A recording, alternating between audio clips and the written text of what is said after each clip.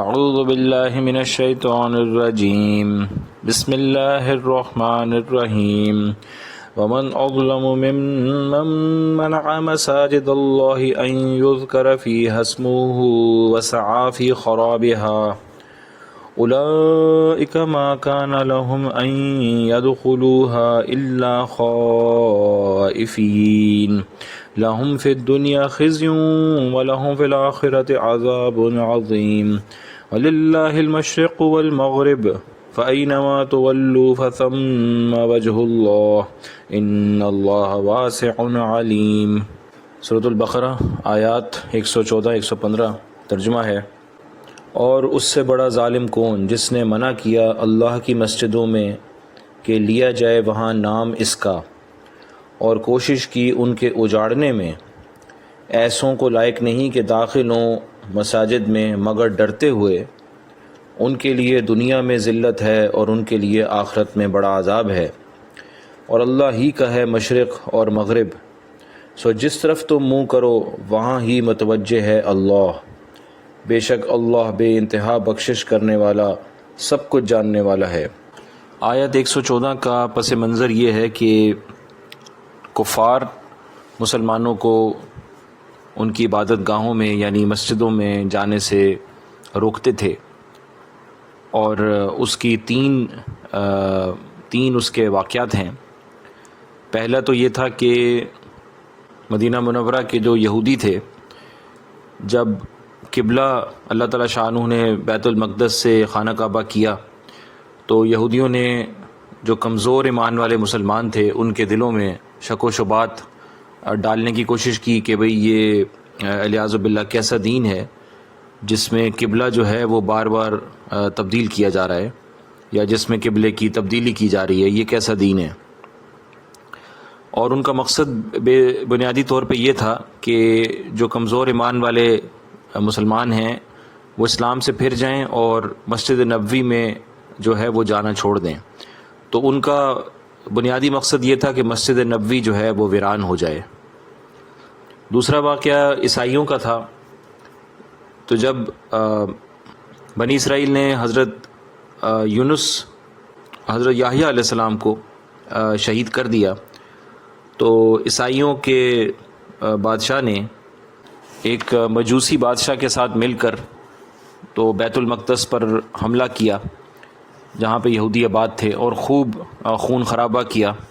اور بیت المقدس کی بہت بے حرمتی کی، جو کہ اس زمانے میں عبادت گاہ تھی تو اس کی بہت زیادہ بے حرمتی کی، اور اس میں خنزیر الیاذ باللہ باندھ دیے اور اس کو پورا کا پورا ویران کر دیا۔ اور تیسرا واقعہ آپ صلی اللہ علیہ وسلم کا تھا۔ جب آپ کو خواب آیا کہ آپ حرم کا طواف فرما رہے ہیں تو مسلمان آپ کے ساتھ تیار ہوئے، اور حدیبیہ کے مقام پر پھر آپ کو آگے نہیں جانے دیا گیا، یعنی کہ کفار مکہ نے آپ کو مسجد حرام میں مسجد میں جانے سے روک دیا۔ تو یہ تین واقعات ہیں جو اس آیت کا پس منظر ہے۔ تو اس عمل کو اللہ تعالیٰ شانہ فرما رہے ہیں کہ یہ تمام ظلموں میں بہت بڑا ظلم ہے۔ تو لہٰذا اللہ فرما رہے ہیں ومن اظلم ممن منع مساجد اللہ، کہ اس سے زیادہ بڑا ظالم کون ہوگا جو لوگوں کو یعنی مسلمانوں کو ان کی مسجدوں سے ان کے عبادت گاہوں سے روکے۔ اور یہ جو تینوں کو اقوام نے جو یہ گناہ کیا تو یہ تینوں کو اللہ تعالیٰ عمومی خطاب فرما رہے ہیں، اور قیامت تک آنے والے جتنے بھی کفار ہیں جو مسلمانوں کو مسجدوں میں جانے سے روکیں گے یا ان کی مسجدوں کی بے حرمتی کریں گے، یہ سارے کے سارے اس آیت ان کو خطاب کر رہی ہے، ایسے سارے کفار کو جو یہ کام آئندہ بھی کریں گے، یہ سب ان کو سب کو خطاب ہے۔ تو یہ عمومی خطاب میں اللہ یہ فرما رہے ہیں کہ اس سے زیادہ اور کون ظالم ہوگا جو اللہ تعالیٰ کی مسجدوں میں،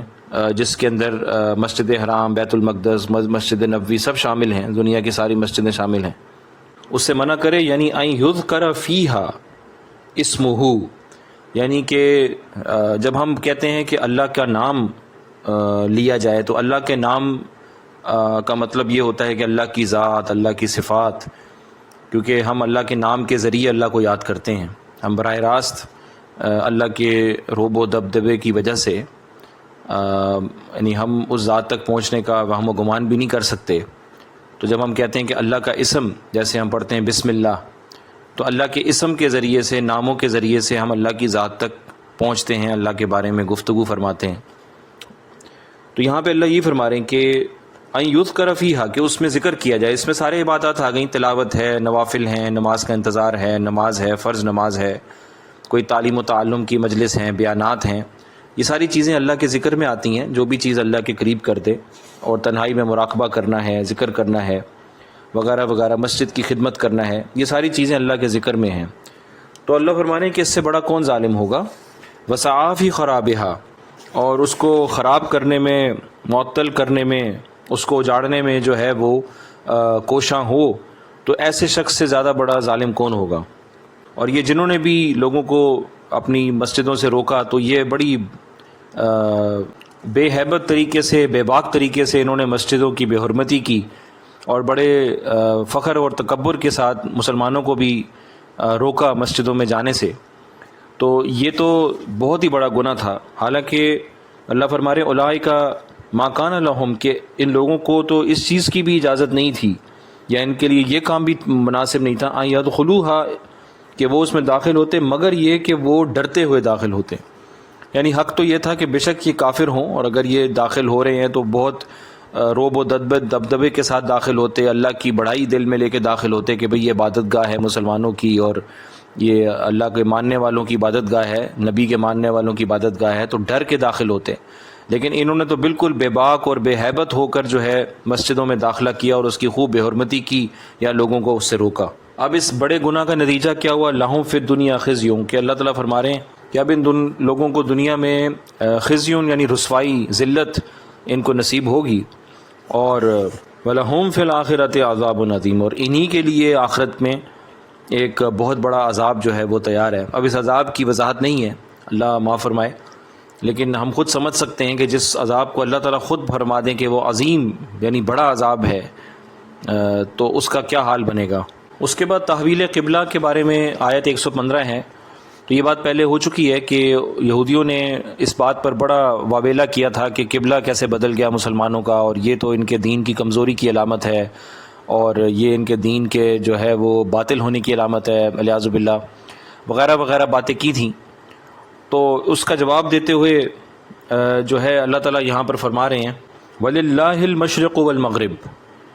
کہ ابھی تم لوگ جو ہو اس بات پر بہت زیادہ واویلا کر رہے ہو کہ الٹے ہاتھ سے سیدھے ہاتھ کیوں مڑ گئے، اور پیچھے سے آگے کیوں مڑ گئے۔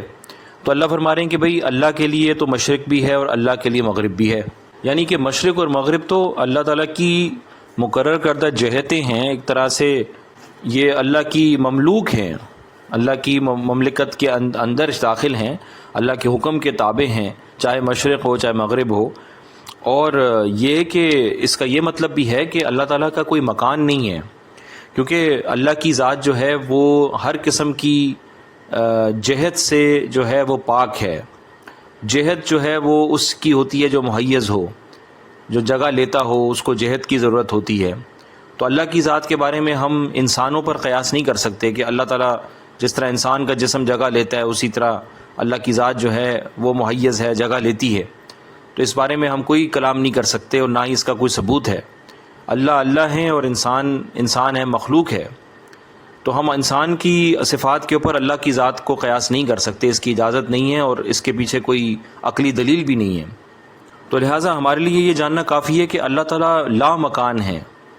اللہ تعالیٰ کسی جگہ پر جو ہے وہ موجود نہیں ہے کہ اس جگہ کی طرف ہم قبلہ کریں گے تو پھر ہمیں اللہ تعالیٰ کا عبادت ہوگی، ورنہ عبادت نہیں ہوگی۔ تو اللہ فرمائے فَإِنَّمَا تُوَلُّوا فَثَمَّ وَجْهُ اللَّهِ، ٹھیک ہے، کہ تم جس طرف بھی منہ کرو گے تو پھر تم وہاں پر پاؤ گے اللہ کے چہرے کو۔ وجہ اللہ، اللہ کے چہرے کا مطلب یہاں پر یہ ہے کہ اللہ کی ذات کو، اللہ کی رحمت کو، اللہ کی برکت کو، جو نماز میں تمہیں مطلوب ہوتی ہے۔ تو یہ صرف سمجھانے کے لیے یہ کہا گیا، یہ متشابہات میں سے ہے، اس کی صحیح تفسیر جو ہے اس کا صرف اللہ ہی کو معلوم ہے۔ تو لیکن اس کا جو عقلی تفسیر اس کی یہی ہے کہ بھئی اللہ کی رحمت تم اس طرح متوجہ پاؤ گے جو تم نماز میں طلب کرتے ہو۔ تو یہ اس چیز کی علامت ہے کہ اللہ تعالیٰ لا مکان ہے۔ تو یہ کفار کو یہ سمجھایا جا رہا ہے کہ یہ جو تم لوگ اعتراض کرتے پھر رہے ہو، یہ اعتراض جو ہے یہ بالکل بے حیثیت قسم کا اعتراض ہے، کیونکہ اللہ تعالیٰ کسی جہت میں موجود تھوڑی ہیں کہ پہلے اللہ تعالیٰ جو ہے وہ مشرق میں تھے، پھر اب اللہ تعالیٰ مغرب میں الیاذ باللہ چلے گئے، تو اب ہمیں قبلہ بدلنے کی ضرورت پڑی ہے، تو تمہاری سوچ ہی غلط ہے۔ تو یعنی اللہ تعالیٰ جو ہیں فثم وجہ اللہ کا مطلب ہے کہ اللہ تعالیٰ کی ذات محیط ہے، ہر چیز کو اللہ کی ذات نے گھیرا ہوا ہے، تو ہر طرف اللہ موجود ہے۔ تو یہ جو ہم نے قبلہ جو ہے رخ کیا، پھر اب اگلا سوال یہ پیدا ہوتا ہے کہ آپ نے پھر قبلہ طے کیوں کر دیا؟ پھر یہ کیوں نہیں ہوا کہ ہر آدمی ہر طرف اپنی مرضی پہ نماز پڑھ لے؟ تو اس کا جواب یہ ہے کہ لوگوں کو اجتماع کرنے کے لیے، ان کو جمع کرنے کے لیے کہ ایک سارے لوگ یکسوئی سے جو ہے وہ اپنے مخصوص اوقات پر عبادت کر کے پھر اپنے اپنے کاموں میں مصروف ہو جائیں، اس کے لیے اللہ نے ایک حیت کو، ایک جہد کو مقرر کر دیا۔ یہ وہ بات ہے جو کہ عام طور پہ سمجھ میں آ جاتی ہے، اور اس کے پیچھے اور بھی بہت ساری حکمتیں ہیں کہ ایک مخصوص سمت کو اللہ نے طے کر دیا۔